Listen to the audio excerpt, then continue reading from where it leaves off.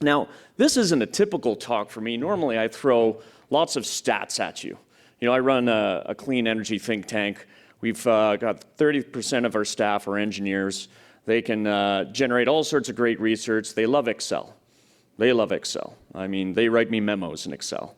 I think they go home to their boyfriends and girlfriends or spouses and they write love letters in Excel. So I'm going to do something a little different. I'm going to, talk a little bit about some of the environmental dimensions and a bit of the numbers, but I also just want to tell you a story.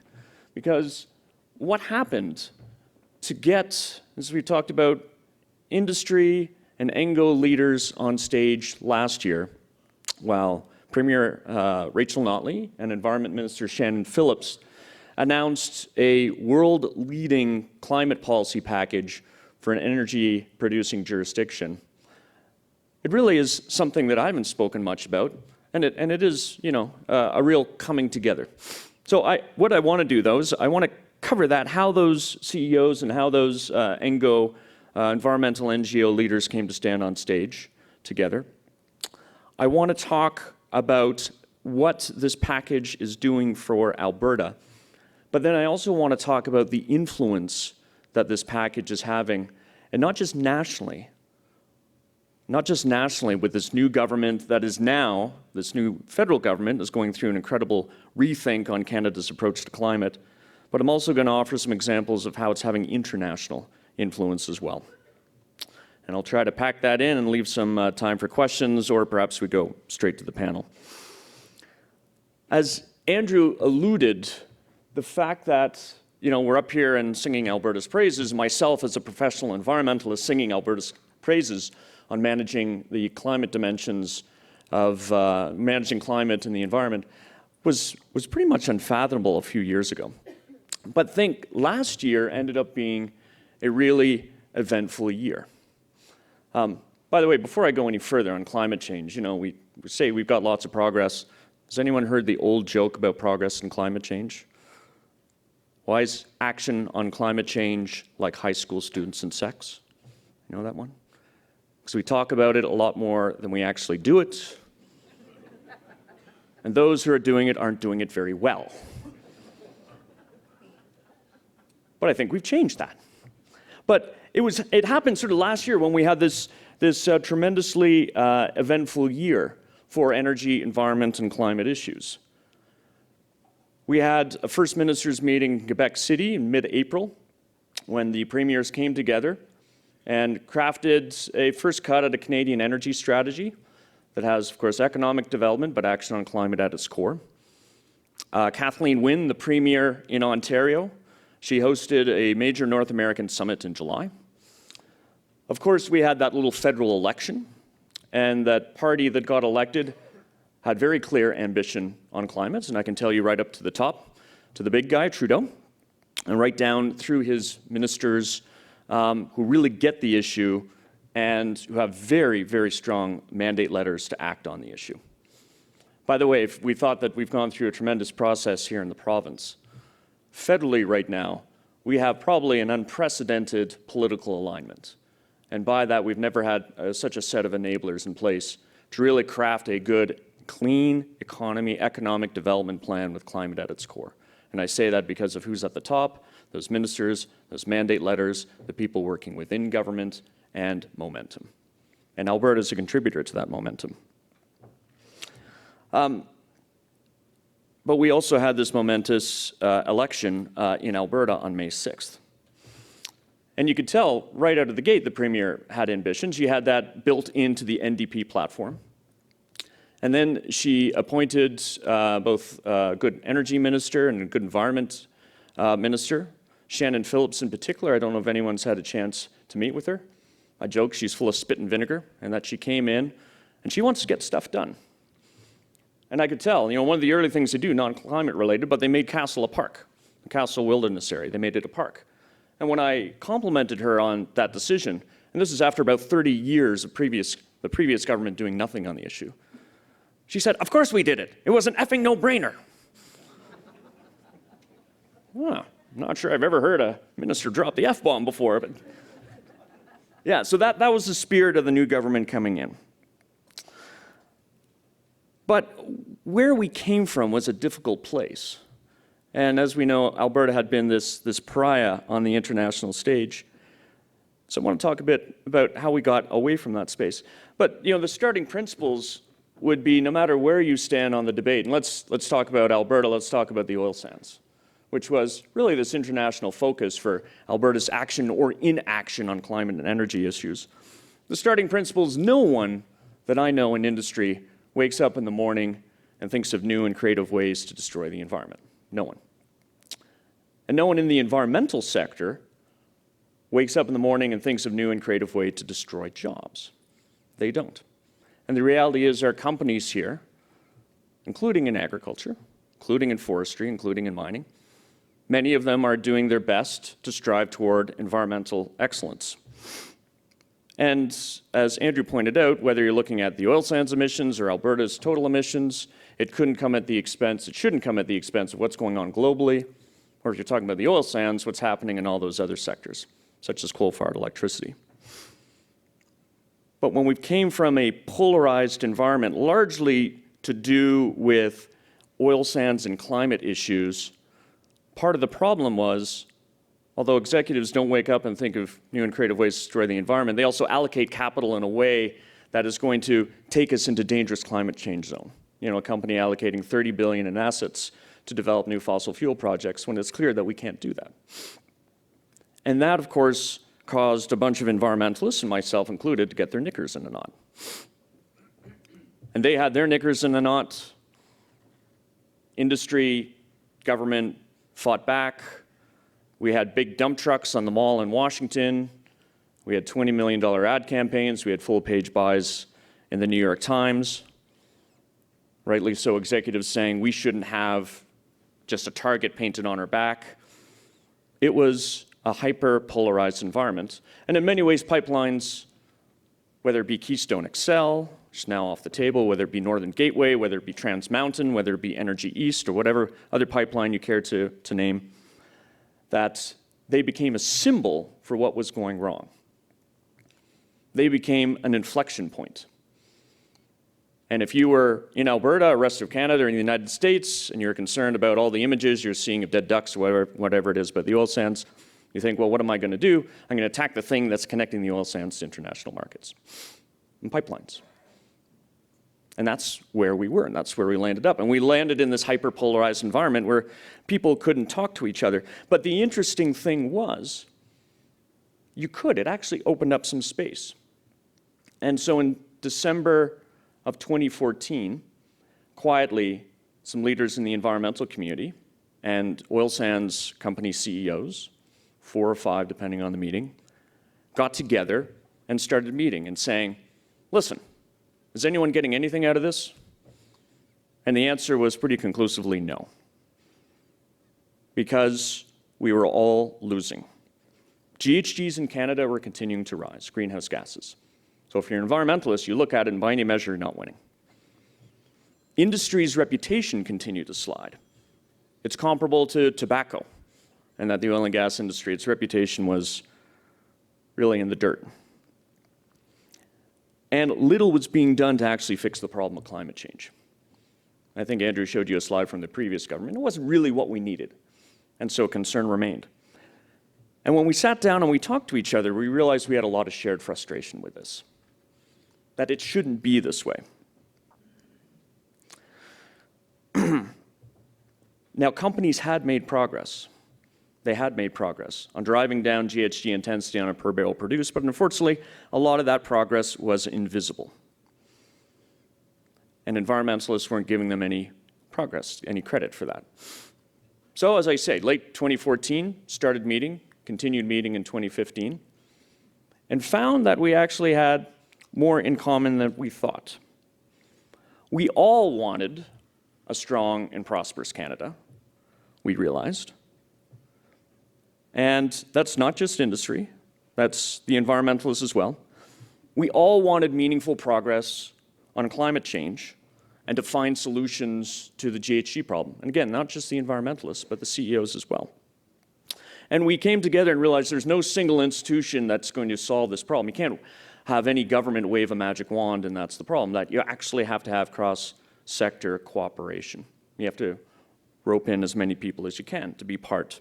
The climate change problem is such that we need a full-scale engineering approach to this. So you can't afford to say it's just going to be done in policy. No, you have to drive technology, you have to drive economic approaches, you have to drive social change, you have to drive behavioral change. We need to drive all of that if we're going to solve this problem. We also discovered that we can't solve this problem just by staying in our own little corners, but we better bust out of those corners. And we agreed to collaborate. And fortunately, being in Alberta on collaboration, there's a long history of it. The Clean Air Strategic Alliance, if people have heard of it, which in its day did a lot to reduce flaring in the mid-90s. That was essentially government saying, hey kids, I want you in the playpen. You figure out a way of not fighting, getting rid of a problem, or else we're going to regulate it. And we did that. If you look at synergy groups, if you look at even Alberta Eco Trust, which is a foundation that is funded by industry but has environmentalists and executives sitting at the table talking about how to dole out money for good environmental initiatives in the province. So when you look at it, Alberta actually has a history of collaboration, even though we haven't seen that in the last few years.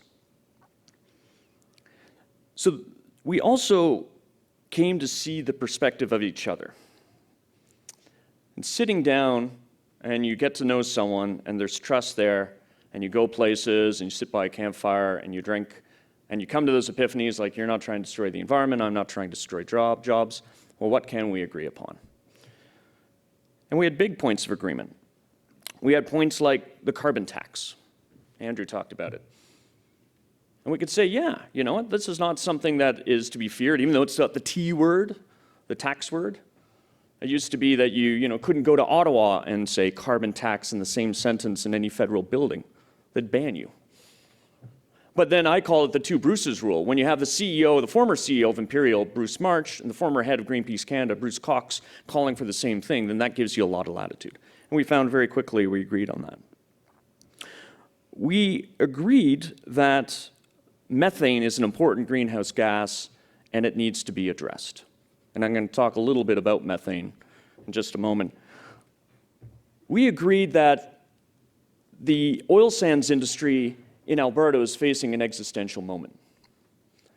And by that existential moment, you can't afford to be the high cost, the high carbon barrel in a world that is moving to lower cost products of oil and lower carbon content. And the CEOs said, we want to still be relevant 10 years from now. To do that, we need the incentive to deploy technology to drive down our emissions. And it's got to be on a per barrel basis. We need that incentive. And the environmentalists, they got that. And at the same time, the environmentalists said, okay, well, we're worried about absolute emissions. It's great to drive down intensity on a barrel basis, but we're worried about how much is actually going up into the atmosphere. So can we get to some sort of approach where we actually put a limit on those emissions? And that was a difficult conversation, but we actually got there. And the CEOs, they saw it from the environmentalist perspective. They saw that they and the world needs that kind of certainty on what the overall GHG footprint of the oil sands would be. These discussions, just to be clear, they weren't easy conversations to begin with. There's a lot of animosity built up in time that only so many dinners and sitting drinking bad coffee under meeting room fluorescent lights can solve. But again, it was finally people trusting people. And the biggest catalyst, of course, was a government full of spit and vinegar that was moving very quickly in a 6-month window and said, we're going to do this with or without you. But if you can find some sort of common ground, we'll certainly listen and we'll take that into consideration as we make our decisions. So there's a whole new impetus after the election. And what do we have now? Well, we have the package. I'm not going to walk through the package again. Andrew did a great job at doing that. I can tell you, though, that the one part that has been most difficult for both sides who are involved in those discussions has been the emissions limit, but I think arguably it's the most important in many ways. We've set a precedent now. There are big pools of carbon in the world. This is the only big pool of carbon that we know of where we've said, okay, we're going to develop it, but we're going to put a cap on the emissions, 100 megatons, 110 if you add an upgrader. We're going to put a cap on those emissions, and industry We're not against the barrels, we're against the emissions. So you find a way of innovating so you can stay within that emissions limit and still be able to produce and build projects. We're still going to deal with the air, land, and water issues, but the GHG issue, we've addressed it. And this is a wonderfully, I think, uniquely Alberta coming together to figure that. But as I say, we all took some slings and arrows and we've sat in rooms and compared notes. There are those in the environmental community who said, it's too high. You've given away the farm. There are those in industry who said, it's too low. We'll never get anything done. But you know what? If you piss off both sides, then maybe the progressives and the pragmatists have arrived at something that is actually workable. That's good. This reminds me, and Preston Manning tells a great story of when he was first campaigning for a seat with the Reform Party. And he was in rural Alberta. He was close to Drayton Valley where Pembina was founded. I think he was in Lodgepole. And he was campaigning with one of his aides, a volunteer. And that's when the ozone layer was really in the news. They knock on a door. They open the door and the person says, I'm really concerned about the ozone layer. So are you for protecting the ozone layer? And before Preston could respond, his aide steps forward and says, yes, we're all in favor of protecting the ozone layer, especially the western half. So suffice it to say, climate is this global issue, right? We can't just obviously work on one part. We can't just work on Alberta. But let's talk about the implications of this decision. And first, as a starting point, a lot of people have seized upon this climate package in the tough economic times we face right now, and they've been busy writing the financial obituary for our province with all sorts of predictions and doom and gloom. I think the rumors of our death are greatly exaggerated. We think, and again, not just me representing the Pembina Institute, but all those people who are in the room on the industry side, the environmental side, that we're creating conditions under which Alberta can thrive in a world that is moving to low-carbon sources of energy. We're doing that here. We're learning how to do it, and we think that this package is going to position the province to be more resilient in the long term. But over the short term, just look at some of the big pieces. So look at the reduction in coal. The reduction in coal, the 2030 phase-out, is going to save us money and make us healthier. There are no two ways about it. We've conservatively calculated that coal costs you about $300 million. The Alberta Treasury, $300 million. In terms of 4,000 asthma episodes, 700 emergency visits, 100 premature deaths, the downtime and productivity. Making that commitment to phase out coal is going to reduce that. It's also going to diversify our electricity grid. It's going to diversify ownership of it. And we're going to replace that coal with a mixture of combined cycle natural gas and renewables. And the two work hand in hand. The scalability of renewables, by the way, to what Bill was talking about, lends itself to Indigenous and community ownership of power as well. And that's an exciting thing. And now, what's the influence of it since we've done this? And this is where I'm getting to now, Alberta punching above its weight. So we think with what the federal government is doing that we've got a fighting chance to get Alberta's plan across the country, to phase out coal-fired electricity by 2030 across the country. And we're leading the way in terms of how do you actually do it? Pembina hosted an event last September. We had the head of TransAlta, Don Farrell, and the head of the Sierra Club's, the biggest nonprofit in the US, the Sierra Club, its Beyond Coal campaign, together talking about, well, what does this mean? How do you do it? They have a model in Washington. We haven't done it in Canada with a privately owned coal facility. We're going to figure out how to do it. And you cannot overstate the importance of phasing out all coal-fired electricity in OECD countries as early in the 2030s as they possibly can. Because if we don't do it, the developing world won't forego coal. And if we don't take care of the coal problem, we've got a real climate problem. It's arguably the biggest aggravator. And if Canada adopts this target, then we've got momentum. We already have Italy, we have France considering their own phase-out targets. It brings them along. Next thing you know, we've got the multiplier effect. Look at methane. So Alberta, and this is also a difficult point when we're meeting so often in 2015. But methane, that target, not only are we going to promote jobs and how do you detect those leaks, we're going to turn White Elephant Technology Centers now into training centers for how to reduce methane and provide jobs to consultants who can work with companies to do that. But Alberta signing up to that US equivalent target led BC to commit to it. And what did the feds do in early March this year? They announced that that would be now the target for Canada. And I was at a dinner with the head of the EPA, Gina McCarthy, and our Environment and Climate Change Minister federally, Catherine McKenna, the two Micks. And they said, listen, and the ambassador of US, Bruce Heyman, was there. They're all involved in continental discussions.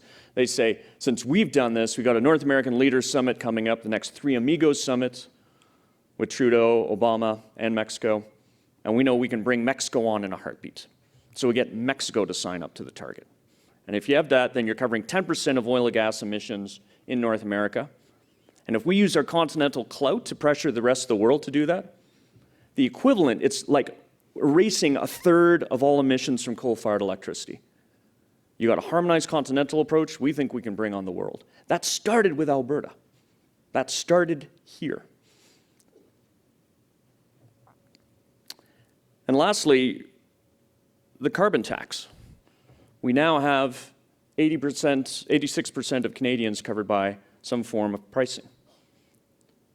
And this is at a time when the federal government is thinking, how do we bring the other 14% on? Of course, they're going to look at our model.